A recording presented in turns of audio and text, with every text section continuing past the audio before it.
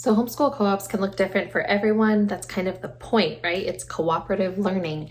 But here is what ours is going to look like this next year. If you're new here, I'm Rian, a Christ-following wife and a homeschool mom to 3 boys. Here we talk all things homeschool, and we will learn together how to use our roles as wife, mom, teacher, and homemaker in order to glorify God. So I shared in a previous collaboration that we would be starting our own co-op this year. It is a big leap of faith for me, but the Lord's being faithful and carrying us through. And I had lots of questions after that video. And so here is the curriculum that we'll be using and kind of how we'll be using it. I'm going to go through kind of our why and how of co-op, and then I'm going to go through the curriculum by age and grade, and then I will tell you kind of some of our extras here at the end. So why did I want to start a co-op? I shared in the video before, I believe, that there's just nothing in the area that kind of fit what we were looking for. So we wanted something that was faith-based for sure. We wanted something that was not a 45-minute drive from us. We wanted something that was not huge, like private school size. We have a couple co-ops in the area that are just like ginormous. And I didn't really want that. Not to mention a lot of those like are pretty pricey. Not all of them. Some of them were pretty affordable, but I don't know, price wasn't a huge factor, but it definitely played a part in it. And then I wanted something that left us the freedom to still teach what we wanted to at home. So some of the co-ops in the area use a specific curriculum that you have to use at home as well. And I don't know, what we already use, I love, and I didn't really want to have to change for a co-op. And so I was just like, man, I wish there was something that was, all of these things. And I kind of started asking around, and I heard a lot of people say, yeah, we kind of wish that too. And so then I decided, you know what, here's a need, I could fill it. Right, Lord? I could do this, and I just felt at peace to just, pursue it and ask around and see what I could come up with. And so then I was like, you know what, why not do this with people that I'm already doing life with? We have several homeschoolers at my church. Why not just join together with them if they're, kind of in the same boat as me and start something ourselves?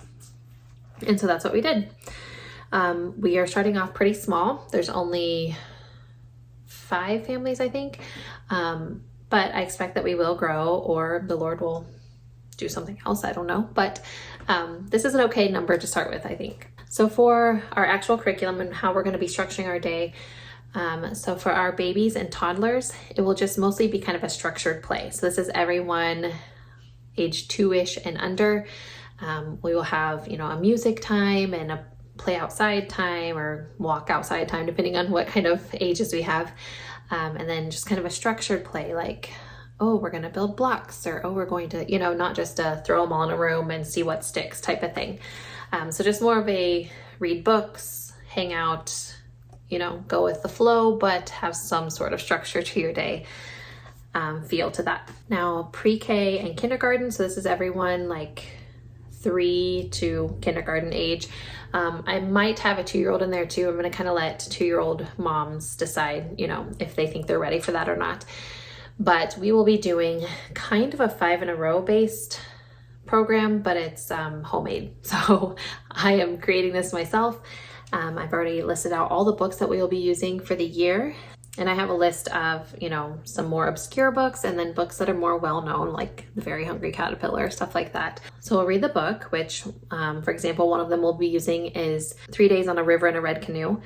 And so we'll read it. We will act it out kind of as a form of narration. So have them, in that book, they set up a tent and they paddle and they fish. So there's lots of, motions that we could be doing as they kind of retell the story to me. Then we will do some sort of craft to go along with that. So like for that book, we'll make little origami boats and let them decorate them. Each week we will do a science activity related to the book. So for this book, for example, we would be talking about, actually in the back of the book, they have stuff about creatures that you can find in a river, like crawdads and stuff like that. It also talks a little bit about riverways and how those work. And then after that, I will probably do the whole make a boat with tinfoil and see how many pennies you can float. Just something like that that's science-based, but still relating back to our book. And then we will do something music related that goes along with the book. So this will probably do like a row, row, row your boat or something like that. And then we will usually do a game or some sort of physical activity. And so this we will play, I don't know what you actually call it. You know, the game where it's like you have 3 different things that you say, and when you say it, they have to do it. So this one, just for example, I would just say canoe, tent, or fish. And so when I say canoe, they would have to like lay on their backs in like the boat position, you know, like yoga pose. I don't like yoga, but you know what I'm talking about. And then if I said fish, they would have to like flop around like a fish. And then if I said tent, maybe they would have to like, I don't know, sit down and make a triangle over their head. But basically just one of those little preschool games. And then we'll also start our day with a Bible lesson or a character trait type lesson. And then we also will be sprinkling in throughout some social studies, which will just be kind of community helpers and manners and stuff like that. And then with our free time, we will have centers. So we're talking Play-Doh, puzzles, coloring, things like that. So for our elementary kids, we have 3 different classes. We have 4 periods, but I'll talk about that 4th one a little bit. But we have 3 classes. And the first one is a fine arts class. So this will be split up between a hymn study, where we will just be using a plain old hymnal, and the teacher will be researching about the writer of that hymn, whatever specific hymn they'll be working on, and she will research the actual hymn itself, if there's any backstory on how or why it was written, and then they will just practice singing that each week. And so then at the end of semester, they should be very good at singing it, and they will be performing it at our Christmas party. And then they'll do a new hymn for 2nd semester. But then the other part of the class for fine arts will be the study of the elements of art. And so we will be using the Master Book's Living Art lessons.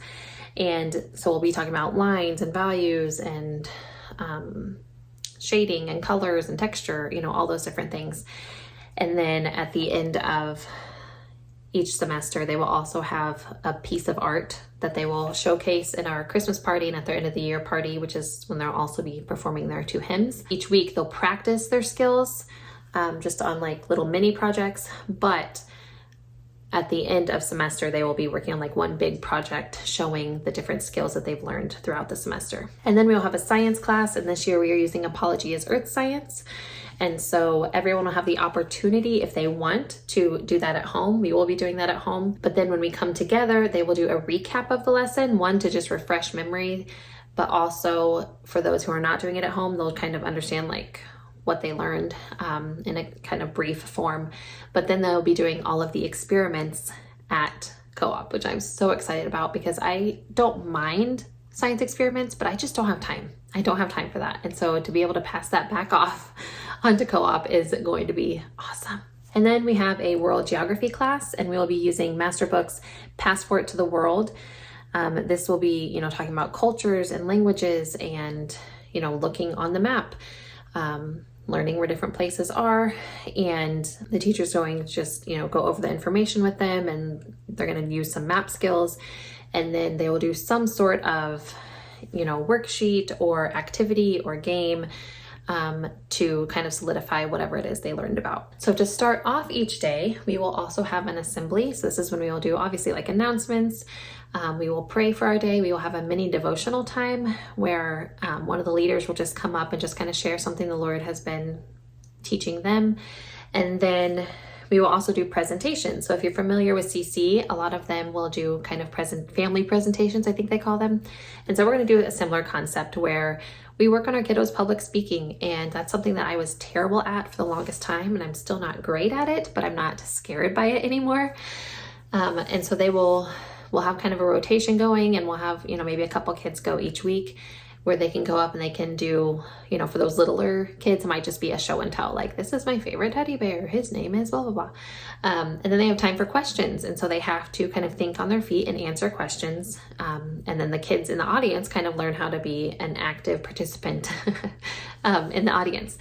And so for those older kids, it might be they recite some memory work or a poem that they've memorized. They might recite a Bible verse, or they might explain how to do something, give a demonstration on how to play a certain game or something like that, which I think will really be a good skill for all of our kiddos to have. And then I said there's that 4th period. And that is when we will have kind of a recess, and everyone is welcome to bring a sack lunch. We have a big outside space that we have access to, so on nice days we'll go out there, we'll let the kids run around, mamas can chat, and we will all eat together and just truly fellowship before we have to go home. Because I feel like sometimes in co-op situations it's like, teach the thing, do, watch the kids, take care of the babies, all the things, and then you go home and you're just like, ugh. I'm hoping that'll kind of give us a time to wind down and really just, connect together, because I want this to be a fellowship opportunity as well as an academic one. So coming up soon, I'll be hosting a parenting live. You do not want to miss that. And if you are wondering if a co-op's right for you, check out this video right here. Talk to you next time. Bye. But I'm